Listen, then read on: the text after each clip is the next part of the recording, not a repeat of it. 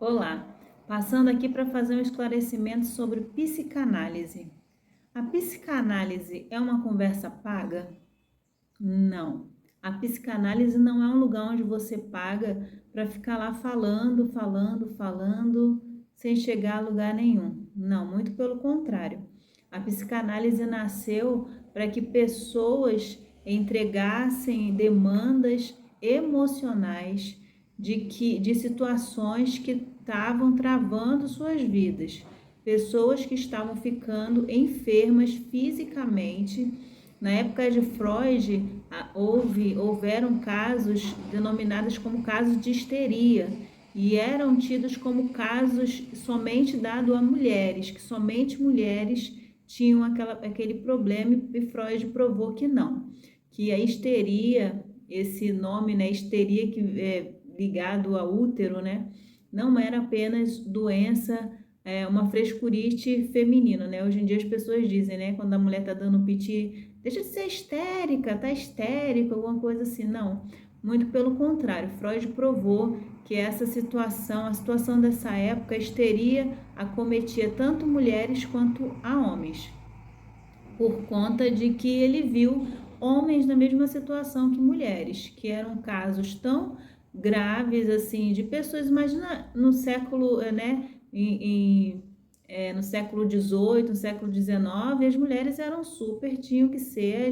as coisas mais belas, assim, puritanas possíveis, né? Então, não podia falar alto, não podia demonstrar suas frustrações, eram mulheres que tinham que estar plenas o tempo inteiro, não podia dizer os seus desejos, as suas vontades, né? Não é como hoje em dia tudo libera geral, não, muito pelo contrário, tinham emoções, tinham frustrações e elas tinham que guardar.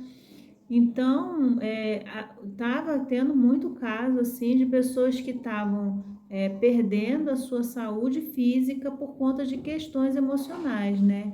E Freud viu para além das questões físicas. Freud viu que tinha algo a mais ali. Então, ele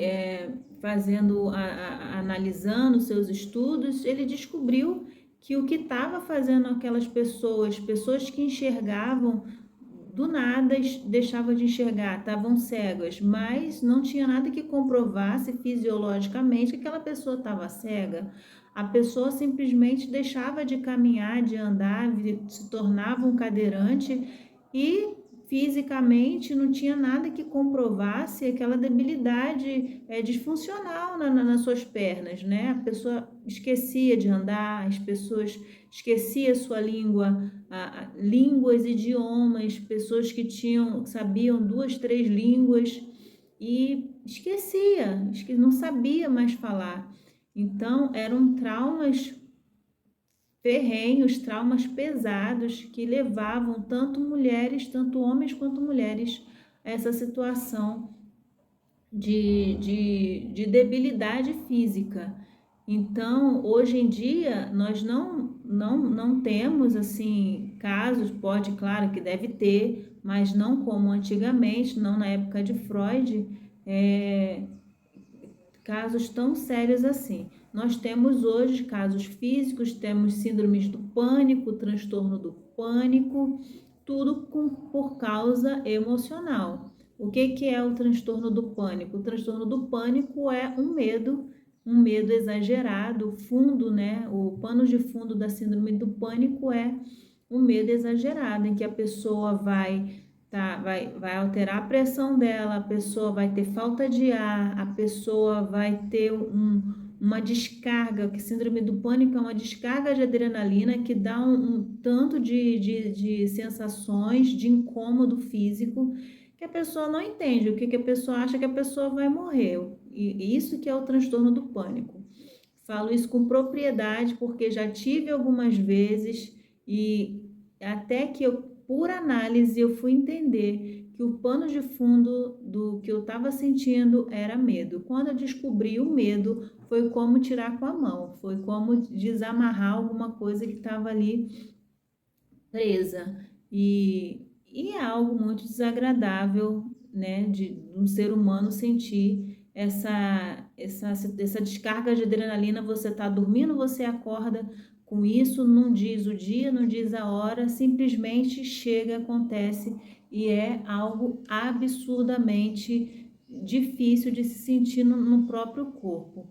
Então, a análise, ela vem ajudar a pessoa a se encontrar, né? A sair dessas cadeias emocionais que traz debilidade no corpo. Dor no estômago, enxaqueca, coceira no braço, coceira no corpo que deixa marca, o excesso de peso, a perda de peso também, né, de forma excessiva. Pessoas que estão ansiosas comem demais por quê? Qual é o pano de fundo que está aí nessa situação, que está provocando essa ansiedade? Vamos tratar, vamos buscar onde foi que você ficou preso, onde foi que você ficou que te deixa ansiosa, ou tá ansiosa demais, não quero comer, não sinto vontade de comer. A perda de peso excessiva também não é uma boa coisa, embora alguns gostem, né? Nossa, que bom, tá magrinho, mas tem coisa que passa da normalidade. Então, precisa se investigar. O analista, juntamente com o cliente, é um investigador, tá ali fazendo pesquisa, tá te ajudando, que na verdade quem vai trazer a cura sobre o paciente é o paciente. O analista é alguém que está ali dando visibilidade ao que ele está falando, porque a psicanálise, a análise, ela vem para te ajudar a enxergar o que você não enxerga, o que está inconsciente, a trazer o inconsciente à consciência.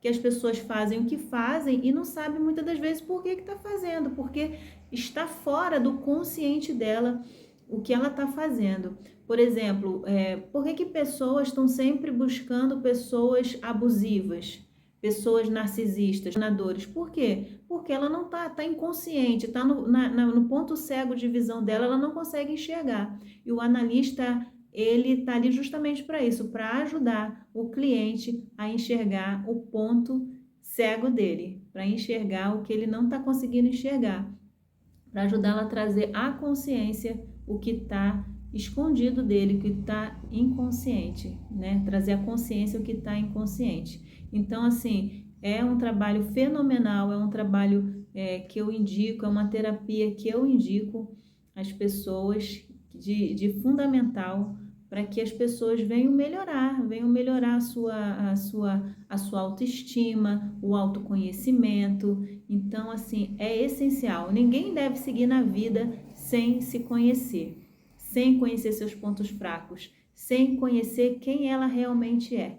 É de suma importância para uma identidade firmada, uma identidade elaborada, entendida. É muito melhor viver se conhecendo, se dar para o outro sabendo quem você é.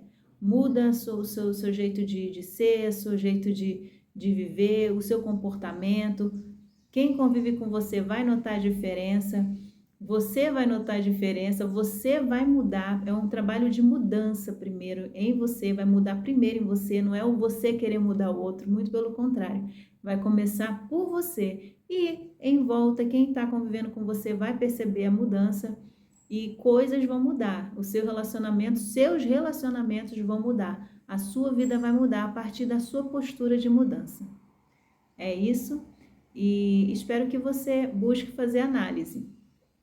E querendo fazer comigo, eis-me aqui à disposição, estamos aqui à ordem. Mas busque fazer análise, seja comigo, seja com quem quer que seja, busque o seu bem-estar através da psicanálise.